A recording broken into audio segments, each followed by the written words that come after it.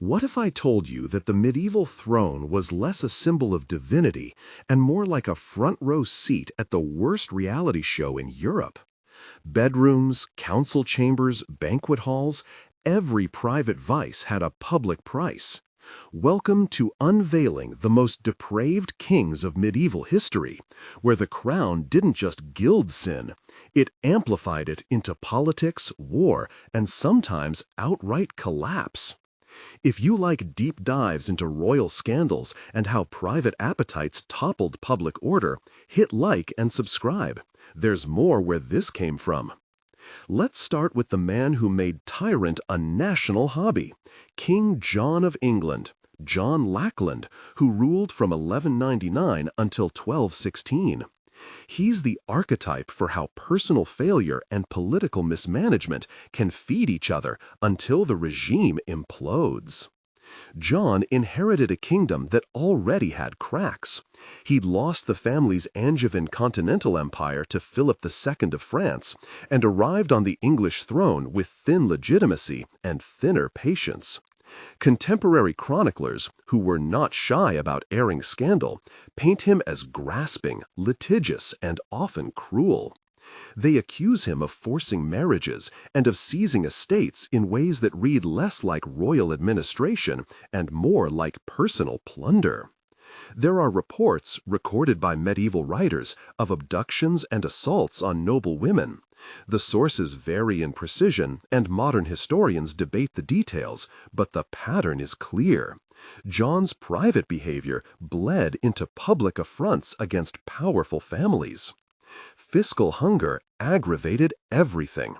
The king's campaigns to recover lost French territories repeatedly failed, and the response was to tax the barons so heavily that the royal household might as well have had its own mint of resentment.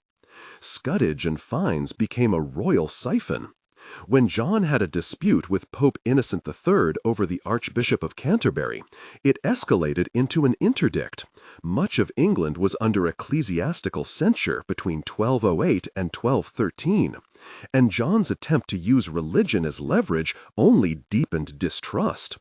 He was excommunicated. Then, in a classic royal self-preservation move, he capitulated and surrendered England's temporalities to the papacy for a time, an ignominious bargaining chip for someone calling himself king. Then came 1215. A coalition of barons, tired of arbitrary justice, heavy levies, and the sense that their lord and sovereign was acting more like a private robber than a public magistrate, forced John into a document meant to limit the king's power, what we now call the Magna Carta. The charter was not a philosophical treatise on modern rights. It was a negotiated ledger of obligations, privileges, and protections. Still, in the symbolic ledger of history, it reads as the first major constitutional check on monarchical arbitrariness. Why? Because John's personal mix, suspected sexual impropriety, financial exaction, and cruelty made continued loyalty costly. Barons would rather challenge the crown than endure a private sovereign who made his appetite a public burden. John died in 1216, still reviled in chronicles and still embroiled in conflict. His body didn't silence the political lessons. Unchecked personal vice, compounded by fiscal greed, can become institutional revolt. The Magna Carta didn't magically turn England into a liberal paradise. Many of its clauses were about baronial privileges, not universal justice. But it stands as a medieval answer to a very modern problem: how to hold those above the law to account when they see themselves as the law. If King John is the story of a monarchy malfunctioning through avarice and personal misconduct, then Charles VI of France demonstrates what happens when the monarch's mind becomes the battlefield. Charles VII's namesake, no, that's not what I mean, Charles VI, who ruled from 1380 to 1422, is often labeled Charles the Mad. That epithet is a medieval shorthand recorded by chroniclers whose purpose was partly to explain disaster. Their descriptions are vivid, episodes of sudden violence, periods when the king seemed unrecognizable to his courtiers, and bizarre delusions recorded in dispatches and letters sent across Europe. We should be careful with language here. Chroniclers wrote what they saw or were told, and later historians infer medical or psychological conditions from those reports. Many now suggest Charles likely suffered from a serious mental illness that produced episodes of psychosis, violent outbursts, dissociation, and mania. One famed incident involved a masked ball that went catastrophically wrong. Whether this event triggered a prolonged episode or merely symbolized a larger break is debated. What's not debatable is the political fallout. A king who cannot govern reliably creates a vacuum. That vacuum invites regents, uncles, dukes, and opportunists to define kingship for their own advantage. In France, it fueled dynastic rivalry, the Burgundian-Orleans feud that tore the royal family apart, and widened cracks the English were only too eager to exploit. The 100 Years' War didn't pause to be polite while Paris held its breath. English forces under Henry V found France's fragility a strategic blessing. By the time treaties were signed and battles fought, Charles's illness had become an instrument of factional power play, turning private suffering into national catastrophe.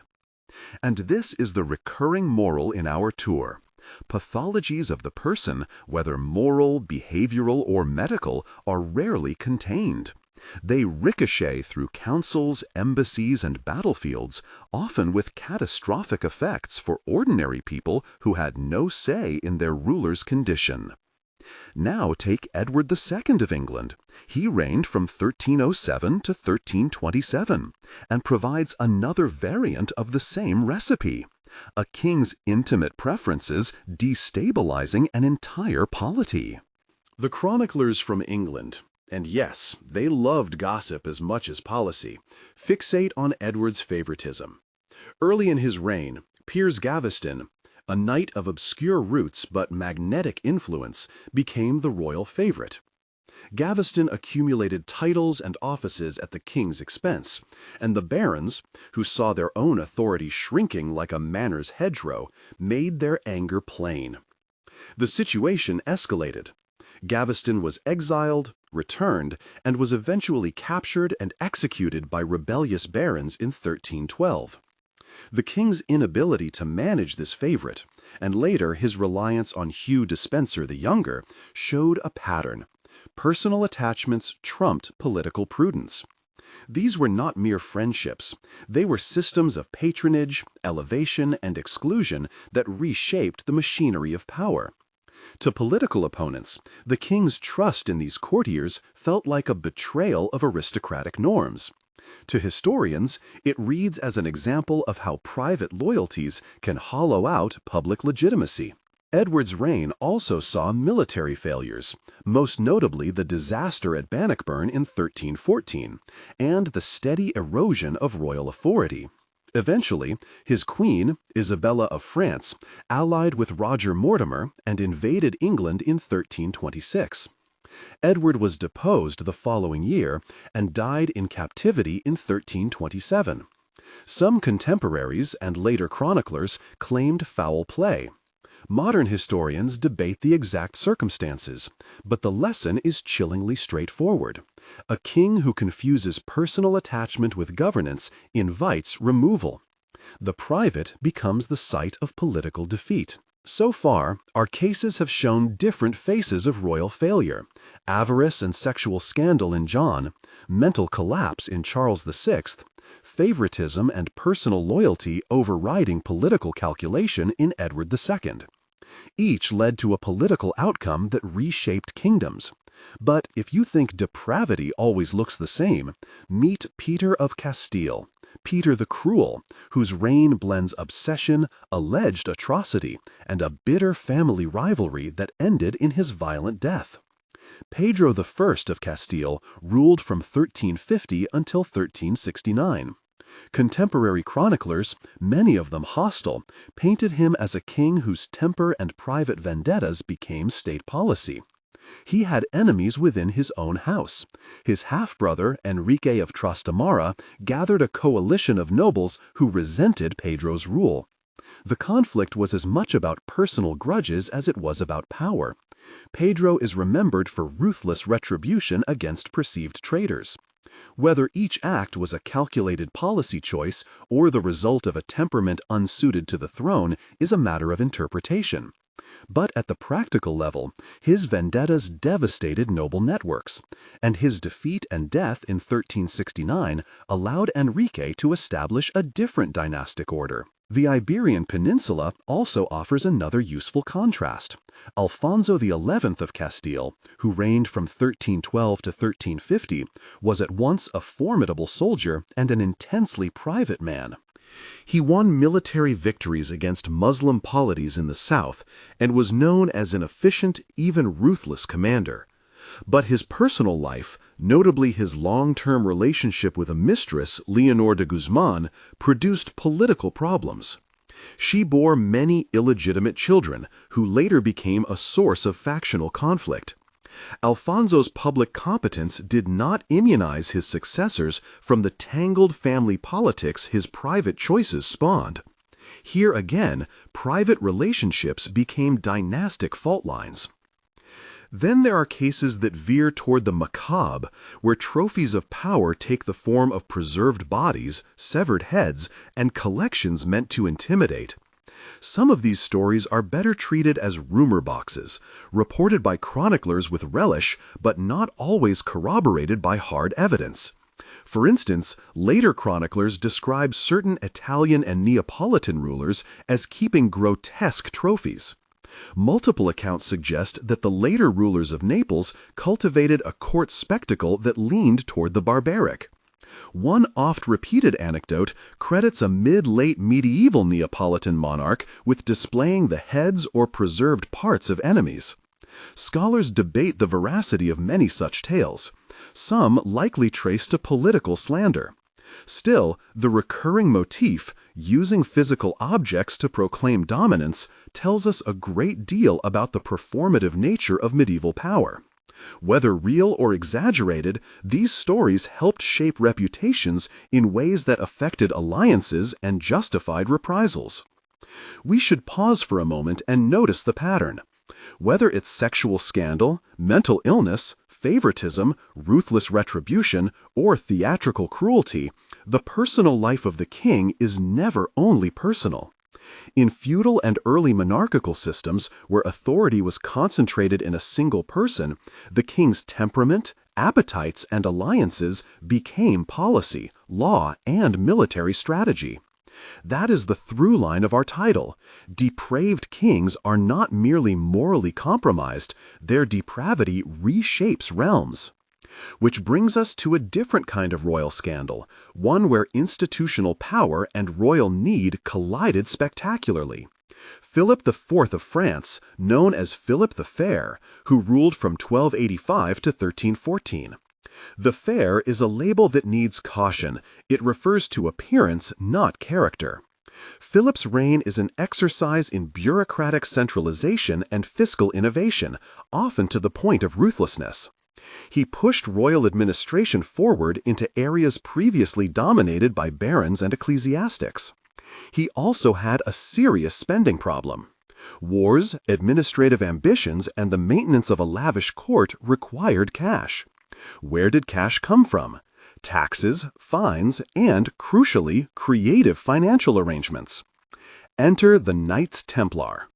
By the end of the 13th century, the Templars had evolved from a small group of knights protecting pilgrims to a trans-European institution with banking services, vast landholdings, and political independence that made kings and their treasuries alternately grateful and nervous. The order's role in transferring funds across borders, holding estates, and offering credit made them indispensable to long-distance royal finance. But that independence and wealth also made them a target. Philip, heavily indebted to creditors and anxious about the order's autonomy and secrecy, began to cast eyes on the Templars' wealth. It is tempting to reduce what follows to a moral tale of avarice versus piety, but the truth is far more complex and far more medieval. Philip clashed with the papacy, most famously with Boniface VIII, and he was not above using legal and extrajudicial means to get what he wanted.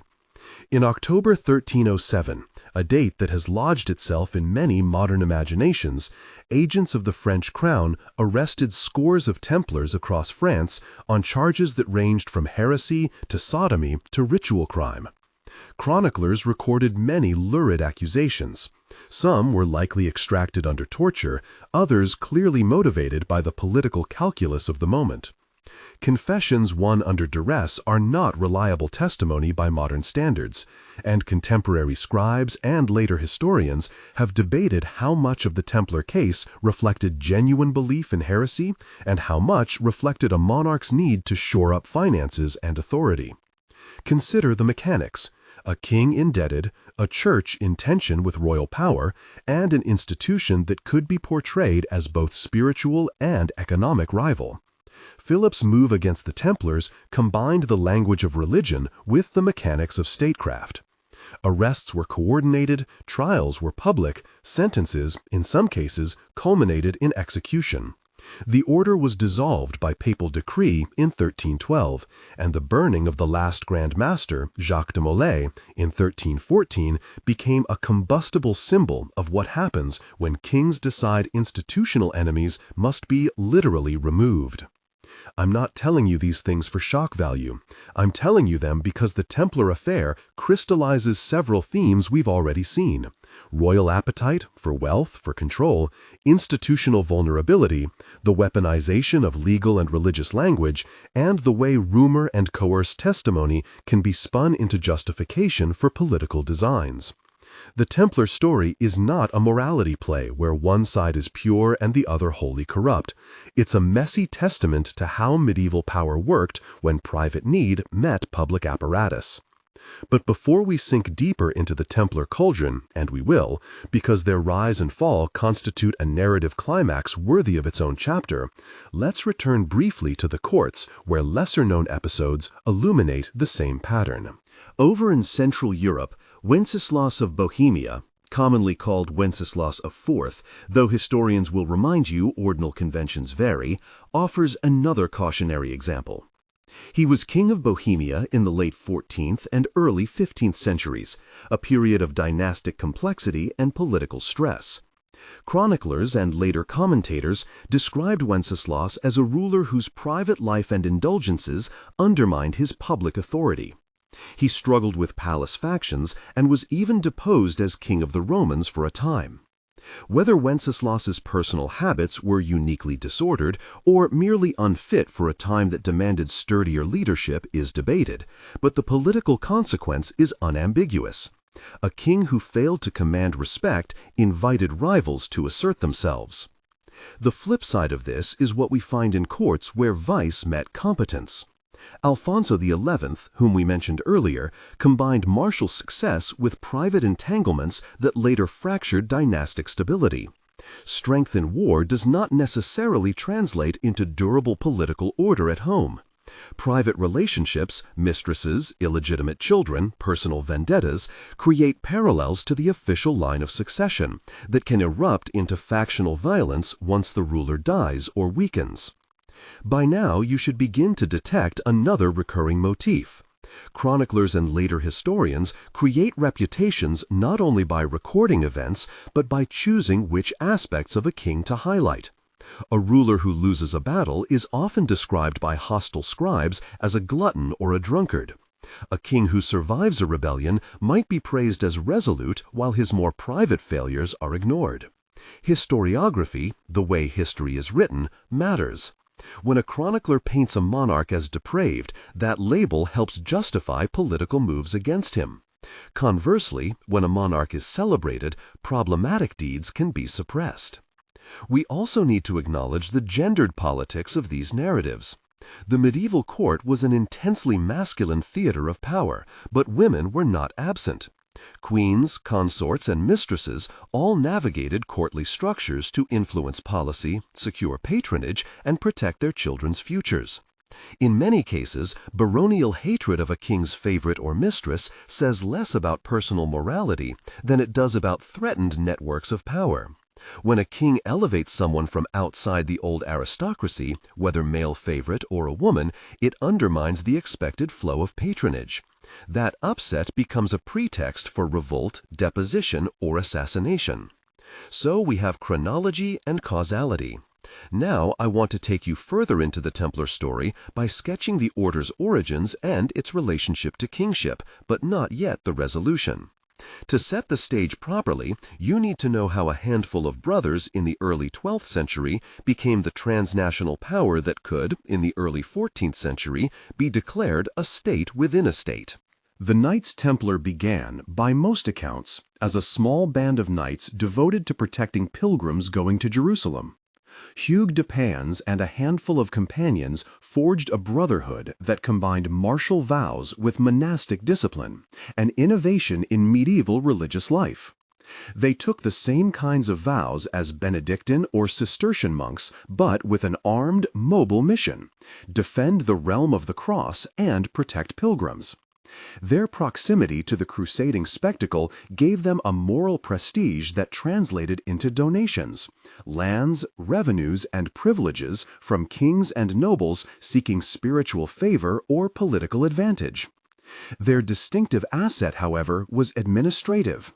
As crusading networks spread, so did the need to move money, to hold properties scattered across Christendom, and to safeguard pilgrims and nobles abroad. The Templars developed a form of medieval banking, letters of credit, safe houses, and a reputation for honor that made them trustworthy. They were not bankers in the modern sense, but they provided financial services that filled gaps in royal and noble operations. That function made them essential to long-distance governance. Yet necessity breeds envy. By the late 13th century, the order had amassed a portfolio of assets and a degree of independence that made kings nervous. Remember, medieval sovereignty was fragile. It relied on both reverence and brute force. An institution that could mobilize men and funds across borders became a potential counterweight.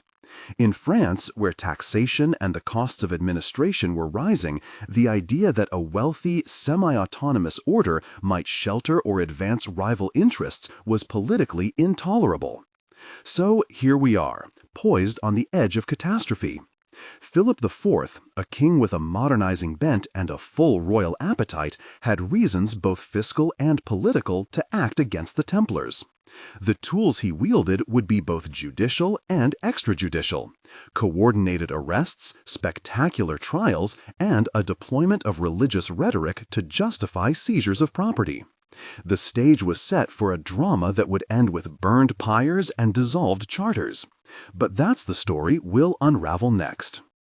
On October 13, 1307, agents of the French crown swept through cities and commanderies, arresting Templars and hauling them before royal judges. Contemporary chroniclers recorded the surprise and the confusion. Some Templars confessed quickly under duress. Others held out. Accusations ranged from the theological to the grotesque, charges that mixed genuine blasphemy concerns with rumor and all the dirty work of medieval political theater. What we need to untangle is motive from method, spectacle from substance, and how one king's fiscal calculus could erase a centuries-old institution. I'll take you deeper into that chronology, into the trials, into the papal maneuvers, and into the public narrative Philip choreographed. Because the fall of the Templars is not merely a footnote in the story of depraved kings. It's the moment when private greed, political ambition, and institutional vulnerability converge and explode. But first, there's another court worth visiting before we dive fully into Jacques de Malay's last stand. The court of Sigismund of Luxembourg, whose life bridges princely ambition and imperial overreach, and whose maneuvers in the late 14th and early 15th centuries remind us of how royal reputation is as much constructed as it is earned. Sigismund, later Holy Roman Emperor, contended with rebellious nobles, rival claimants, and a Europe shifting beneath dynastic feet. Chroniclers report episodes of inconsistency and strategic overreach. Historians see in him both the faults of a man of his time and the complex diplomacy of a continent where crowns were fragile, often negotiated, and sometimes won through ugly alliances. These vignettes, from John's fiscal terror to Charles's tragic illness, from Edward's misplaced loyalties to Peter's vendettas, lead us full circle to the Templar drama. They show a medieval world where the private person of the monarch could rework the public structures of power in ways that lasted centuries. Laws born of rebellion, civil wars birthed by personal rivals, religious institutions reconfigured by royal will. So here we pause, with the Templars arrested, the charges hurled into the public square, and Philip the Fair standing at the center of a political storm he did much to raise. The flames are not yet consuming the Grand Master. The Pope is still trying to navigate a treacherous diplomatic shoal. Kings, barons, and bishops are all calculating their moves. The machinery of medieval justice and the theater of public confession are gearing up for a spectacle that will redefine the relationship between crown and church. Stick around. We're about to open the court records, sift the coerced confessions from the political theater, and trace how one monarch's appetite for control devoured an order that once balanced swords and books across Christendom. We open the court records like a chest full of conflicting receipts, petitions, confessions, royal writs, and, most important for our story, the kinds of forced admissions that look convincing on parchment and poisonous under interrogation. After October 1307, the machinery of accusation moves with a peculiar medieval efficiency. Arrests, inquisitorial procedures, the public reading of charges, and, when those procedures fail to produce the verdict a monarch wants, the application of methods that medieval jurists called coercion. In practice, that often meant torture, informs the contemporaries considered legal for heresy trials. What did the Crown accuse the Templars of? The list is a medieval confection. Heresy, idolatry, an alleged secret idol called the Baphomet appears in many accounts, obscene initiation rites, denial of Christ, and sexual misconduct. Chroniclers poured ink into descriptions that readers then passed around like gossip. We must be careful. Modern historians read those confessions and wonder how much was born of fear, how much of imagination, and how much of a political script meant to justify seizure. Many confessions were extracted under duress. Some Templars confessed quickly, sometimes to monstrosities, while others recanted later when the pressure was removed. A confession procured by pain is not an impartial witness. Philip IV, a king with a taste for administrative control and a desperate appetite for revenue, frames the public narrative. He wants a legal architecture that transfers Templar property to the crown, or at least to an institution pliant enough not to finance his rivals.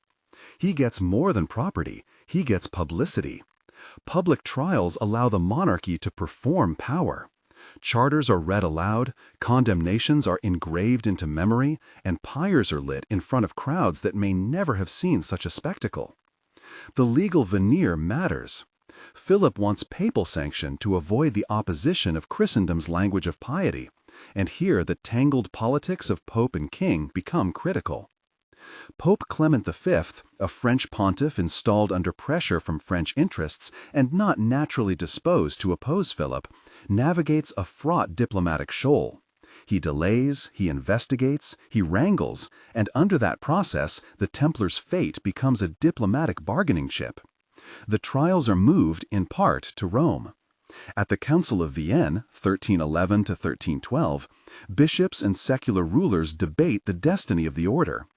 By 1312, the papacy, perhaps unwilling to alienate a powerful French king or to risk the appearance of defending the indefensible, issues a papal bull suppressing the order. The legal dissolution does not magically clear the air. In some places, Templar properties are transferred to the hospitalitors, but in France, the king faucets funds and holds lands in a more direct way. Jacques de Molay, the last Grand Master, becomes the human focus of a long, fraught die-off.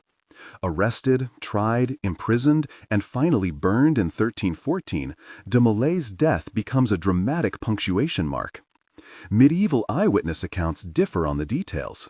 Later legend piles on curses and proclamations shouted from the pyre. The theatricality fuels stories that last centuries. For contemporaries, however, the point is blunt. A once powerful transnational institution ended in humiliation. Its leaders humiliated and executed, its assets in many hands redirected to royal coffers. The Templar affair becomes shorthand for what a determined monarch can do when financial need aligns with political will. But what did this mean for society at large? For one thing, the episode underlined a structural truth. Institutions that developed autonomous power could be made vulnerable if they lacked the popular base or the political network to resist a determined crown. The Templars had landed patronage and clerical legitimacy, but they also lacked the broad-based accountability that might have protected them. In a sense, their fall is the converse of the baronial revolt against King John. Sometimes it's the crown that overreaches, sometimes a private institution does, and sometimes the lines blur until the whole system reorients. For Philip, the Templar affair is a triumph of centralized royal power. For Europe, it is a lesson in how fragile medieval balances could be when personal appetite met institutional opportunity. And because we like pattern recognition, take a breath and notice the repeating motifs. The temptation of royal coffers, the weaponization of religious accusation, the ease with which rumor and coerced testimony can become judicial truth, and the way spectacle, public trials, burnings, pageantry, serves to legitimize political outcomes. If you've watched a modern scandal unfold on cable news, you'll recognize the architecture: accusation, public ritual, and the reallocation of wealth and power. The tools change, but the playbook is older than we sometimes credit. Now we pull back from the pyres and enter a different kind of space: stonework and stained glass. If crowns are temporary, great buildings last. Notre Dame reminds us that power also produces monuments, and those monuments do their own kind of political work. Notre Dame de Paris began as a bishop's dream and a royal statement. Maurice de Sully, the bishop who launched the project in the mid-12th century, wanted a cathedral that spoke to the glory and majesty of Christendom, and, by extension, the prosperity and piety of the regimes that funded it. The building innovations of Gothic architecture, flying buttresses, ribbed vaults, towering windows, were as much about engineering as they were about spectacle. They allowed light to enter sanctuaries in ways that medieval theologians could read as symbolic. They allowed a city to brand itself with a monument. Cathedrals are not politically neutral. They are places of worship, yes, but also of memory, burial, and assertion, of episcopal authority, civic aspiration, and sometimes royal propaganda. Why do I bring up Notre Dame here, among kings who scandalize? Because it helps us see the different currencies of power. A king can be depraved, immoral, violent, or incompetent, and still leave a visible legacy in stone. Alternately, a king can be celebrated in the chronicles, but leave little more than debt. Monuments like Notre Dame survive several cycles of scandal, reform, revolution, and restoration. They remind us that the human dramas of court, however theatrical, happen in the long shadow of architecture. When revolutionaries drove through Paris and removed royal symbols, when restorers patched medieval bones in the 19th century, and even when a modern fire in 2019 threatened the cathedral, the building's endurance and the political battles over how to restore it proved the core point. Monuments outlast individuals, and their symbolic value can be repurposed across eras. Back in the courts, however, structural durability is not always the remedy. Many medieval rulers turn personal taste into public hazard. We've already met a number of those rulers: We still have more examples to consider before we close the ledger. Consider Ferdinand of Naples, sometimes invoked in later chronicles as a court figure who cultivated a macabre aesthetic. Historians caution strongly here. Some of the most lurid tales about preserved heads and anatomical trophies derive from polemical sources or later embellishment. It is safer to say, chroniclers frequently accused certain Italian rulers of grotesque practices, and such narratives were often political smears intended to justify foreign intervention or local resistance. That said, courts in late medieval Italy could be performative places, where intimidation and spectacle were instruments of policy. Whether or not a sovereign actually displayed trophies of enemies, the rumor of such behavior sent a clear message: cross this court at your peril. The rumor itself was a political weapon. Traveling north, Wenceslas of Bohemia, whose reign we already touched on, becomes a vivid case of weak rulership producing hard consequences. Decorated chroniclers describe a king who loves hunting, feasting, and the pleasures of court, often to the neglect of statecraft. His deposition as King of the Romans, a title closely linked to the imperial crown, shows what happens when nobles believe a monarch cannot or will not defend their interests. The story is less about a single act of depravity and more about the perception of incapacity. Political legitimacy in the Middle Ages often depends upon the king's performance. A reputation for vigor and piety bolsters authority.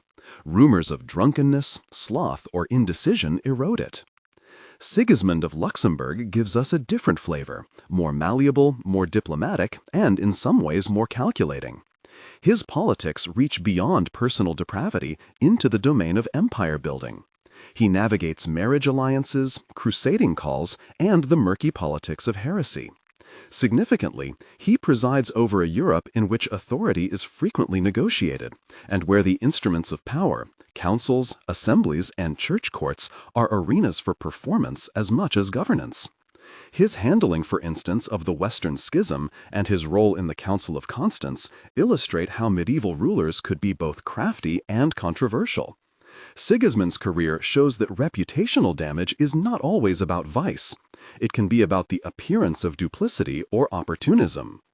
Another profile worth pausing on is Alfonso XI of Castile, a general whose warfare in the Reconquista wins him military renown, yet whose private life, especially the elevation of his mistress, Leonor de Guzman, sows dynastic conflict.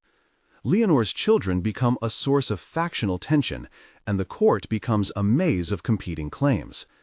Military victories abroad cannot paper over family divisions at home. Alfonso's story returns us to the central thesis.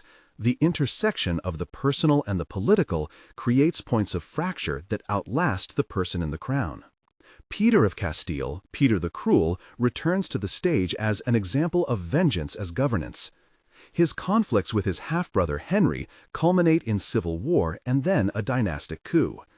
Contemporary chroniclers are divided. Some condemn him for cruelty. Others argue that he was a strong ruler undone by an unpopular ruling style and by a coalition of nobles willing to back a usurper. We should note how easily cruel becomes a political epithet. Political enemies label an effective, harsh king as tyrant and thus justify violence against him. The verdict on Peter is never purely moral. It is interpretive, shaped by factional agendas and the survivor's pen. All these vignettes circle back to the same problem: how to separate reputation from reality. Chroniclers are both witnesses and participants. They write not only to record, but to justify, to persuade, to warn, and sometimes to avenge.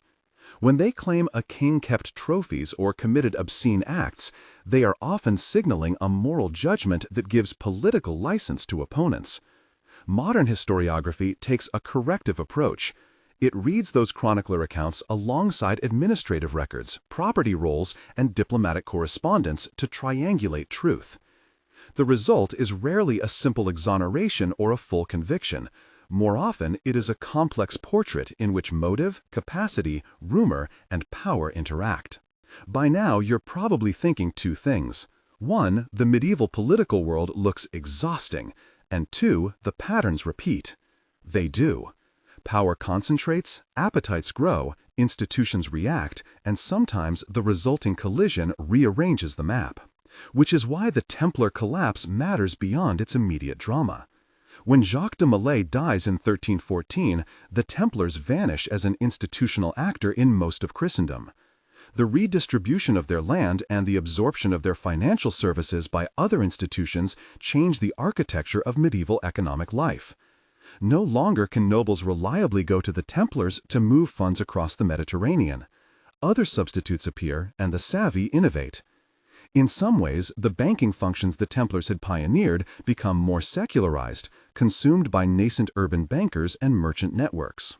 In other ways, the affair strengthens royal prerogative. A powerful king can now show that even a transnational brotherhood is no match for centralized royal will. But the Templar drama also leaves an afterlife in myth. Because the record includes dramatic charges, spectacular trials, and a vivid end, the Templars become a perpetual emblem, secretive, rich, and maybe sinister. Legends feed novels, conspiracies, and romantic imaginings. The truth is more prosaic and more revealing of medieval politics. It is a story about resources, jurisdictional conflict, and the ways kings manage public perception. Let's swing the camera now to some smaller but telling court scandals. In England, the deposition of Edward II, driven in part by his favoritism for courtiers who replaced established magnates, raises the question of how monarchs legitimize supporters. When a king promotes men from outside the old elite, he creates a patronage network that depends entirely on personal favor. If that favor collapses, the network collapses too. The barons' violence against Gaveston and Despenser was not solely about personal morality. It was about the perception that the king had hollowed out their access to power. That hollowing is a political provocation that invites a violent fix. We've already looked at Charles VI of France and the political consequences of mental illness. Here, the relevant point is not to pathologize for entertainment, but to recognize that when a king's capacity declines, other actors rush in to fill the vacuum: dukes, regents, and private armies.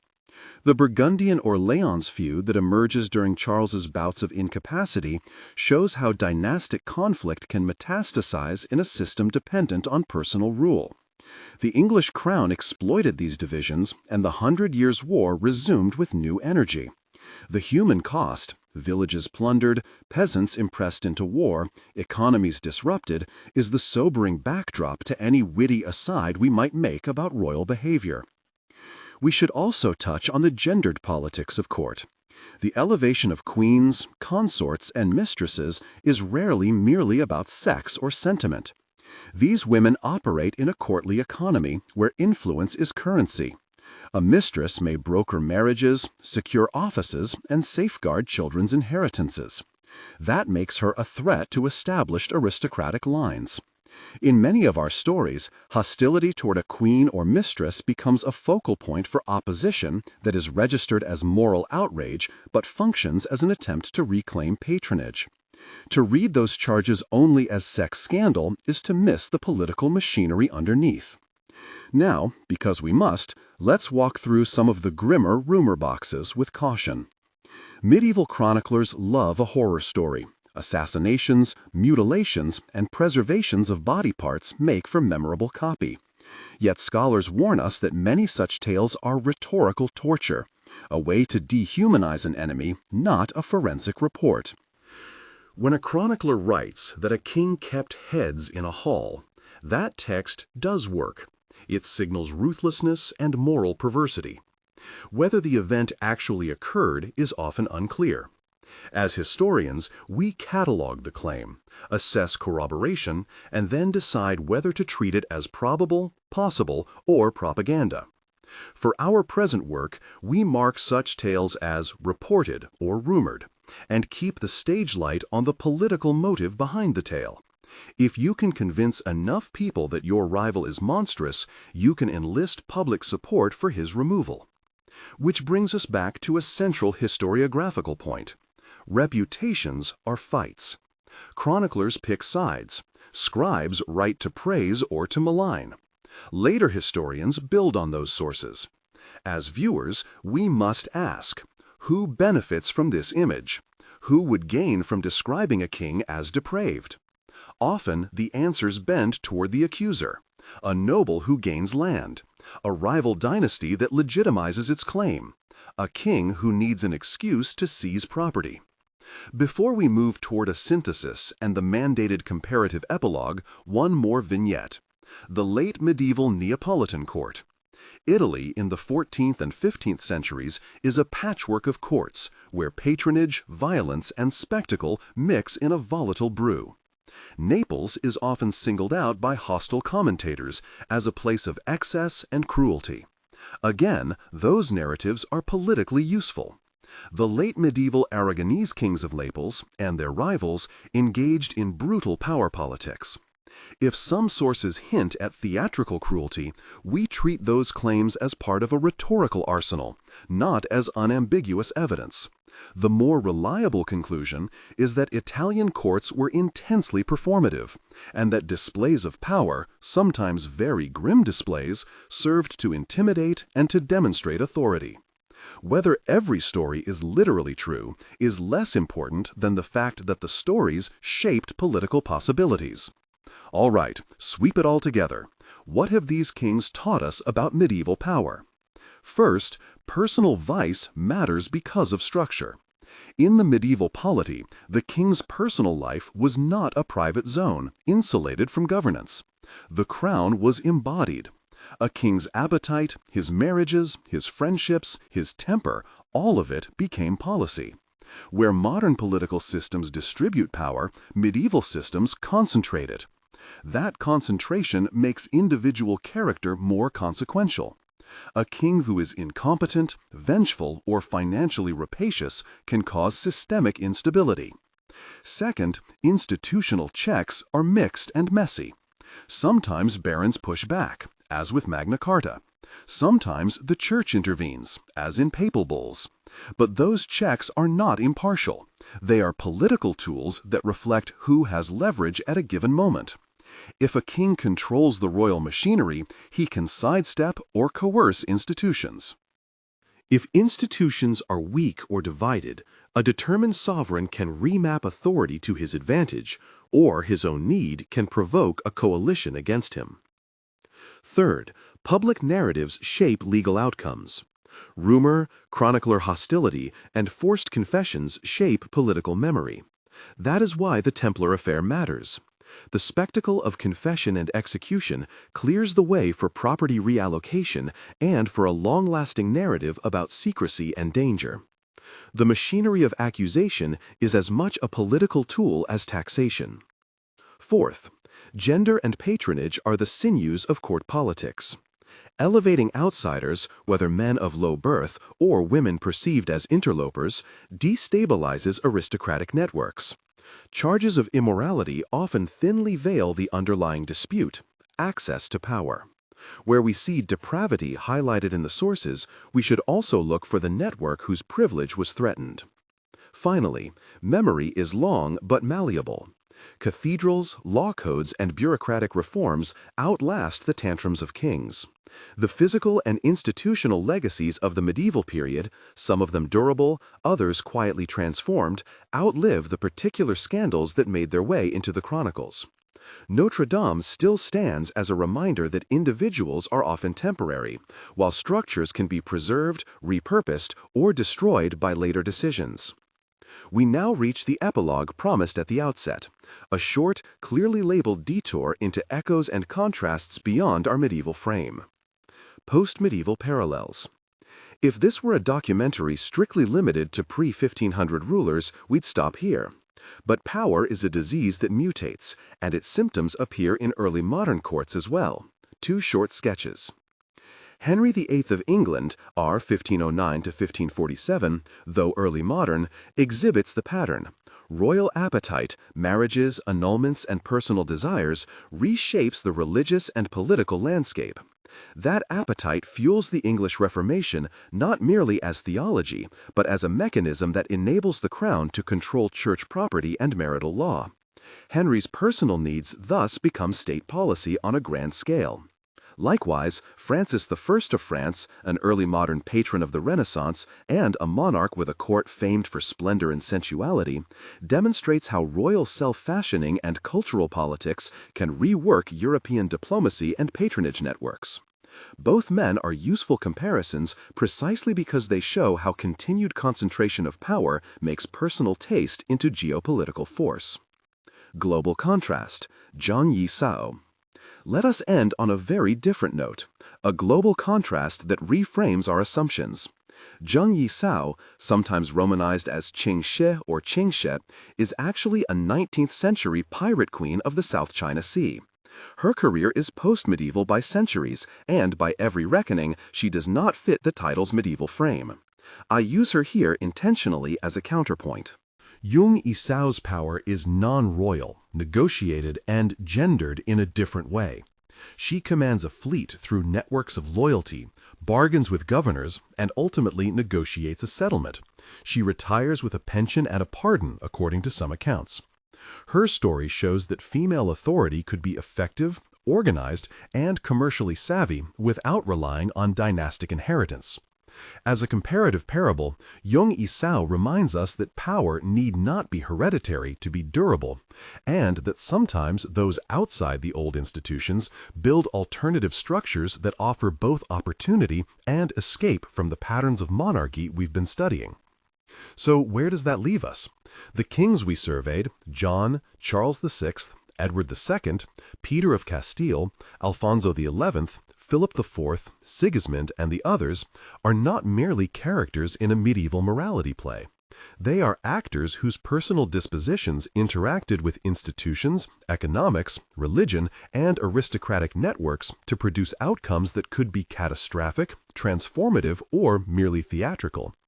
Depravity, in the medieval sense, is less a moral adjective than an analytic category, a label that flags the moments when private vice and public authority collide. One closing historiographical note. As you watch these characters on the screen of history, remember to read the sources with a critical eye. Medieval chroniclers are a two-sided mirror. They illuminate events and distort them. They justify actions and demonize enemies. The careful historian reads charters, account rolls, legal writs, and correspondence alongside chroniclers to separate performative accusation from bureaucratic record. Where chroniclers are vivid, historians triangulate. And one closing moral note delivered without false modern certainties. Power concentrates responsibility. When that power rests on a single person, particularly in a system that lacks robust, impartial checks, the personality of that person becomes consequential for everyone else. The barons who forced Magna Carta did not act for abstract rights. They acted because John's methods threatened their estates and their livelihoods. The Templars suffered not because of theological clarity, but because political expedience and fiscal need converged. The humans who populate history are both agents and victims. Our job is to understand the architecture they inhabit. If you've stuck with me this far, you've seen a pattern. Private indulgence can become public disaster when the crown's prerogative is unconstrained. It's not only scandal that defines these kings, it's also the institutional response, revolt, reform, or reconfiguration that teaches us how medieval societies coped with the problem of concentrated authority. If you want to keep going, we've compiled a playlist of similar deep dives on courts, conspiracies, and institutional collapses from the medieval world to the early modern era. Click the playlist linked on the screen to continue.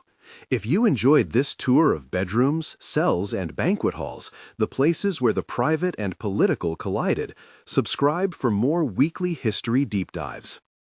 Sources and contested claims, brief on-screen note to accompany the video. Many of the most sensational allegations about personal depravity come from contemporary chroniclers, often partisan, and from later retellings.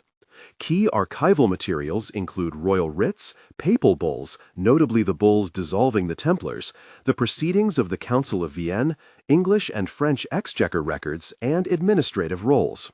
Where claims are disputed, the on-screen text will flag reported by chroniclers or historians debate. For a short bibliography and links to primary source translations used in this episode, check the video description. Thanks for watching. If you're hungry for more scandalous sovereigns and the institutions they broke or remade, hit subscribe and then dive into the playlist on your screen, More Rogues and Rulers.